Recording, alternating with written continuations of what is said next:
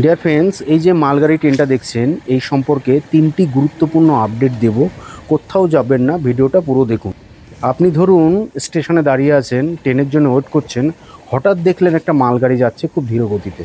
আপনার ইমপ্রেশন কী হবে? নিশ্চয়ই ভালো লাগবে না, কারণ ওই মালগাড়ির জন্যে আপনি যে প্যাসেঞ্জার ট্রেনটি ধরবেন সেটা ডিলে হবে। কিন্তু আপনি কি জানেন, দুদিন যদি মালগাড়ি ট্রেন বন্ধ হয়ে যায় তাহলে গোটা ভারতে অন্ধকার চলে আসতে পারে। আমি কেন বলছি এই কথা? ভারতে যে বিদ্যুৎ উৎপন্ন হয় তার 70%ই আসে কয়লা বিদ্যুৎ থেকে। আর এই কয়লা খনি থেকে পাওয়ার প্ল্যান্ট অবধি ট্রান্সপোর্টেশন হয় এই মালগাড়ির মাধ্যমে। মালগাড়ি প্রায় 90% কয়লা ট্রান্সপোর্ট করে।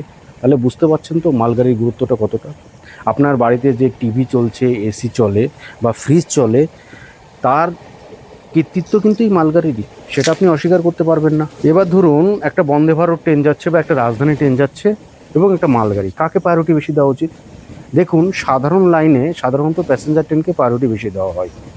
কিন্তু যদি সেই মালগাড়িটি কোনো অত্যাবশ্যকীয় পণ্য পরিবহন করে, যেমন মেডিসিন হতে পারে, পেট্রোলিয়াম প্রোডাক্ট হতে পারে, বা সেই মালগাড়িটি কোনো নির্দিষ্ট রুটে যায়, তাহলে কিন্তু মালগাড়িটাকে আগে প্রায়োরিটি দেওয়া হবে। তাছাড়া আপনাদেরকে আমি জানাবো যে রেলের যা আয় হওয়ার তার 70%ই আসে কিন্তু এই মালগাড়ি থেকে।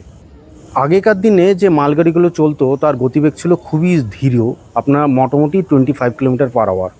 তারপরে ভারত সরকার ডেডিকেটেড ফ্রেট করিডোর তৈরি করে, যেই করিডোরগুলো শুধু মালগাড়ির জন্য, এখানে কোনো প্যাসেঞ্জার ট্রেন চলবে না। যার ফলে মালগাড়ির গতিবেগ এখন 70 থেকে 100 কিলোমিটার/ঘন্টা হয়, যার ফলে যে কোনো মালপত্র তার ডেস্টিনেশনে অর্ধেক সময় এবং অর্ধেক ভাড়ায় পৌঁছাতে পারে। আচ্ছা, আপনি কি জানেন ইন্ডিয়ার সবথেকে লম্বা মালগাড়ি কোনটি?